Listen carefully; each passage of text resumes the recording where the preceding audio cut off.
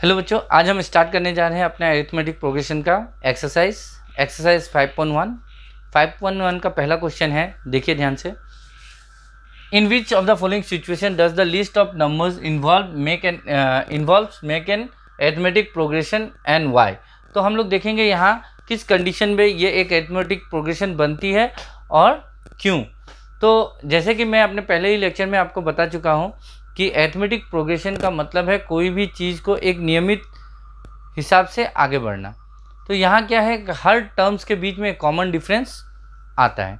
तो ध्यान से देखिए, यहाँ पहला क्वेश्चन है हमारा, पहला कंडीशन दिया हुआ है the taxi fare after each kilometre when the fair is ₹15 for the first kilometre and ₹8 for each additional kilometre. तो यहाँ देखिए इस क्वेश्चन के हिसाब से फॉर फर्स्ट किलोमीटर किसी बंदे को कितना पेड करना पड़ रहा है, इसे हम लोग A1 पकड़ लेते हैं, ₹15। अगर किसी बंदे को सिर्फ 1 ही किलोमीटर जाना है तो उसे हमें ₹15 सिर्फ पे करना पड़ेगा इस कंडीशन के हिसाब से। अगर किसी बंदे को हमारा 2 किलोमीटर जाना है फॉर 2 किलोमीटर तो यहाँ देखेंगे हम लोग उसे पहला ₹15 तो चार्ज देना ही पड़ेगा, साथ ही साथ उसे एडिशनल ₹8 भी चार्ज देना पड़ेगा, जैसे कि इस कंडीशन में दिया for first kilometre and ₹8 for each additional kilometre. अगर किसी बंदे को 3 किलोमीटर जाना है तो उसे 15 + 8 + 8 मीन्स पहला ₹15 उसे देना ही पड़ेगा, फिर नेक्स्ट 1 किलोमीटर के लिए ₹8 और नेक्स्ट किलोमीटर के लिए ₹8। तो इस तरह से कंटिन्यू वो वैल्यू बढ़ते जाएगी। तो यहाँ हम लोग प्लस करेंगे तो हमें मिलेगा 23, यहाँ हम प्लस करें तो हमें मिल रहा है 31। तो देखते हैं अब हमारा यहाँ 3 कंडीशन आ गया एपी में, सॉरी प्रोग्रेशन में हमें 3 वैल्यू मिल चुका है 15, 23 एंड 31। ये एक प्रोग्रेशन है। अब हम देखेंगे ये प्रोग्रेशन क्या हमारा अरिथमेटिक प्रोग्रेशन के कंडीशन को सेटिस्फाई कर रहा है या नहीं। अगर ये करेगा तो ये एपी में होगा, अगर नहीं कर रहा है तो ये एपी में नहीं होगा। तो हम लोग देखते हैं एपी में होने के लिए पहला कंडीशन क्या है, इनके बीच का जो डिफरेंस है A1 A2 के बीच का difference and A3 and A2 का बीच का डिफरेंस इक्वल होना चाहिए। तो हम लोग चेक करेंगे यहाँ पे A2 - A1 पहले करके हम लोग निकालेंगे। यहाँ देखते हैं 23 - 15 = 8। नेक्स्ट फिर देख रहे हैं हम लोग A3 - A2, तो यहाँ भी 31 - 23 = 8। मतलब ये हमारा कंडीशन को सेटिस्फाई कर रहा है। अगर ये हमारा कंडीशन को सेटिस्फाई कर रहा है तो ये एपी में है। तो यहाँ हम लिखेंगे this satisfy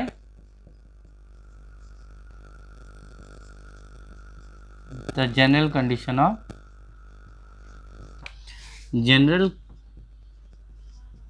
condition of an AP, so it is an AP. तो ये जो क्वेश्चन है ये हमें बता रहा है कि ये जो कंडीशन है ये एक एपी को सेटिस्फाई करती है।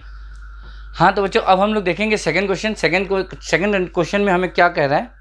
सेकंड क्वेश्चन देखिए, the amount of air present in the cylinder when a vacuum pump removes 1/4 of the air remaining in the cylinder at a time. मतलब क्या कर रहा है, कोई भी एक सिलेंडर में जितना एयर है वो जब वैक्यूम से हम लोग उसको आउट कर रहे हैं तो उस समय वो जितना है उसका 1/4 हम उसे आउट करते हैं, तो उसमें कितना बचा, फिर नेक्स्ट टाइम उसका 1/4 निकालेंगे, फिर नेक्स्ट टाइम उसका 1/4 निकालेंगे। तो इस तरह से कंटिन्यू वो सिलेंडर खाली हो रहा है। तो हम लोग अब यहाँ देखेंगे कि वो एपी में है या नहीं है। Let the amount of air in the cylinder B. अब देखेंगे, पहले हम देख रहे हैं the amount of air in the cylinder B x। अब हम लोग देखेंगे इसमें से कितना रिमूव कर रहा है। ये क्वेश्चन क्या कर रहा है, the amount of air present in the cylinder when A vacuum pump removes 1/4 of the air remaining in the cylinder. Means next case में क्या हो जाएगा, जितना हमारा है उससे 1/4 ऑफ x माइनस हो गया, that means x minus x/4 which is equal to 4x minus x by 4 3x by 4।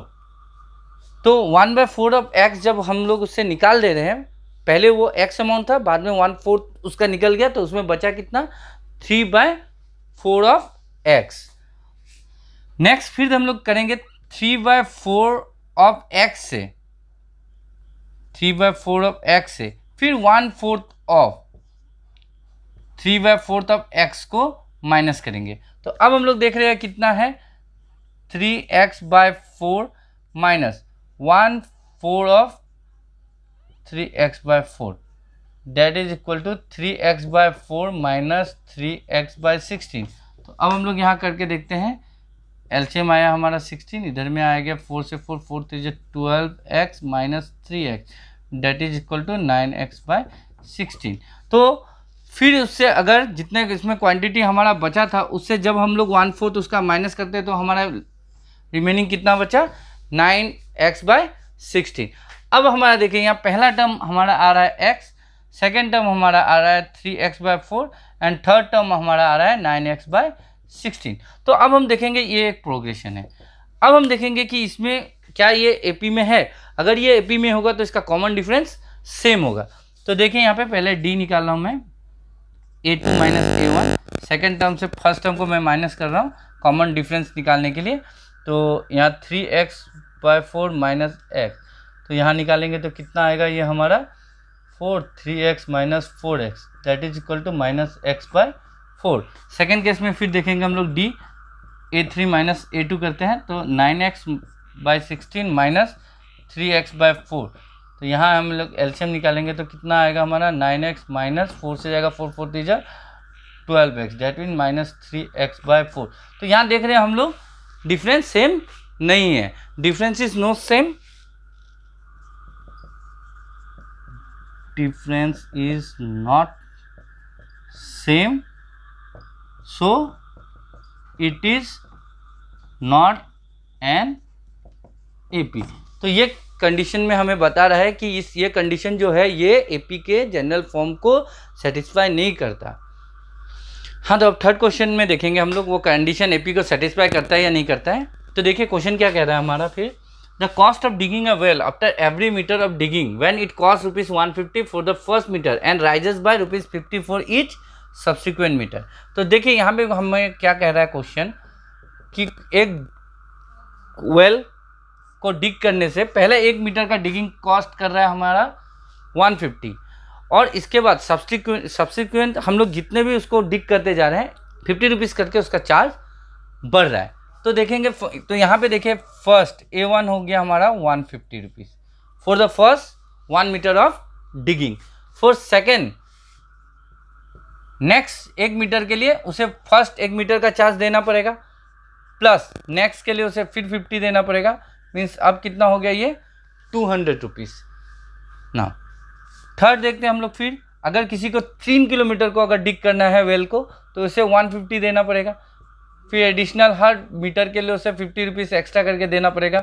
ये पहले के मीटर के लिए, दूसरे के लिए, तीसरे के लिए, अब वो कितना हो गया 250 रुपीज़। तो इस तरह कॉन्टीन्यूसली वो पैसा बढ़ेगा। तो यहाँ देख रहे हैं हम लोग पैसा प्रोग्रेशन में बढ़ रहा है 150 200 250, तो ये प्रोग्रेस कर रहा है इस तरह। तो अब हम देखेंगे कि ये हमारा एपी में है या नहीं है।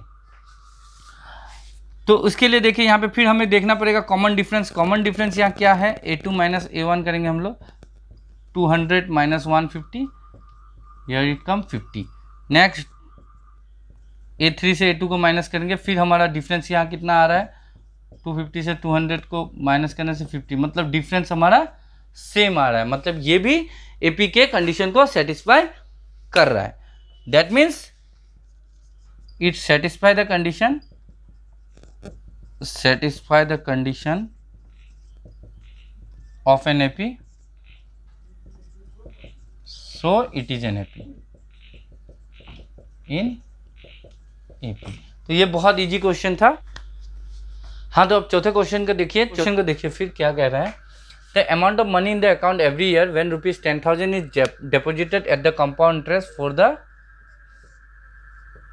interest at 8% per annum। तो यहाँ हमें प्रिंसिपल दिया हुआ है 10,000 और ये रेट दिया हुआ है 8%। तो ये जो प्रिंसिपल है, ये जो मनी है, ये 8% के रेट से हर साल कंपाउंड इंटरेस्ट के रेट में आगे बढ़ रही है। तो हम लोग देखेंगे तो पहले साल का हमें इंटरेस्ट कितना पड़ेगा। तो for first year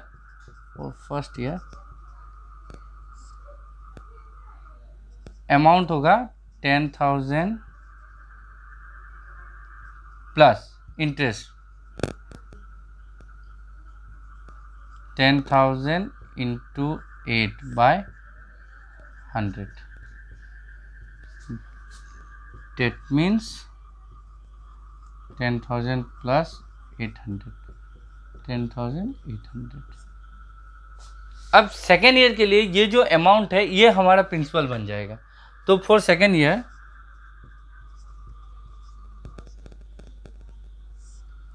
year amount होगा हमारा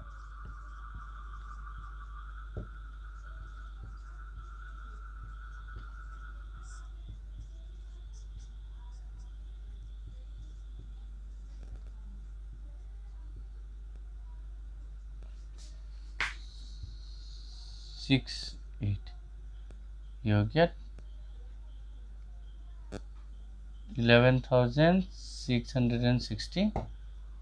फॉर थर्ड ईयर ये अमाउंट हो जाएगा फिर हमारा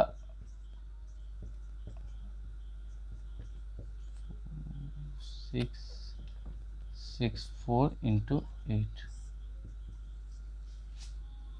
ये हो गया हमारा 664 प्लस 8 से करेंगे हम लोग इसको 2 3 48 351 5 553 5, फिर 8 1 जा 8 5 13 3 1 8 1 9। हम इसे इंटू करने पर हमें मिलेगा 93312/100, दैट मीन्स 11664 प्लस 933.12। इसे प्लस करने से हमारा आएगा 12437 63969 15511121 इतना रुपये। तो यहाँ देखिए पहला टर्म आया हमारा 10,800, सेकेंड आया हमारा 11664 एंड थर्ड आया 12597.12। तो डेफिनेटली हम लोग देखेंगे यहाँ कॉमन डिफरेंस हमारा क्या सेम है। अगर कॉमन डिफरेंस सेम होगा तो ये एक एपी होगा, अगर कॉमन डिफरेंस सेम नहीं है तो ये एपी नहीं होगा। तो यहाँ हमें A2 से A1 को माइनस करेंगे हम लोग, तो D is equal to 11664 minus 10,800। तो इसे माइनस करने से हमें मिलेगा 4 6 16 से 8 क्या 8 और 864। सेकेंड फिर देखेंगे हम लोग 12597 A3 से हम लोग A2 को माइनस करेंगे 0.12 माइनस 1166। तो देखिए ये पॉइंट में आ रहा है ऑटोमेटिक, ये नहीं है। 7 से 4 3 9 से 6 3 5 से 6 नहीं 9, तो यहाँ इतना आ रहा है। तो कॉमन डिफरेंस सेम नहीं है, so it is not an AP. तो बहुत इजी क्वेश्चन है।